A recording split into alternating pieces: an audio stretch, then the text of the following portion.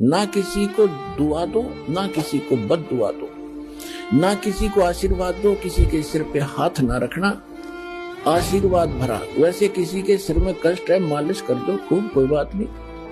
और एक अपने गुरुदेव और भगवान के अतिरिक्त किसी के चरण नहीं छूना। वैसे कोई बूढ़ा बुजुर्ग बीमार बालक के पैर दुखे, खूब दबाओ, मालिश करो, वो चीज अलग है। उस भाव से नहीं, एक पूज्य भाव से नहीं, सत्कार करो, खूब नमस्कार करो, कति नतमस्तक होकर प्रणाम करो सबको, ये सत्कार है। और चरण छूना ये पूजा माता है। तो पूजा केवल एक भगवान और उसके स्वरूप यानी गुरु के अतिरिक्त हम नहीं करेंगे। तो ये कुछ मर्यादा है जो समाज से हमारी हटकर होती है, तो हमने समाज के अनुसार नहीं चलेंगे। तो वो प्रसन्न हो या ना हो, हमने परमात्मा को प्रसन्न रखना है, हमने राम राज्य करना है, भगवान खुश करना है।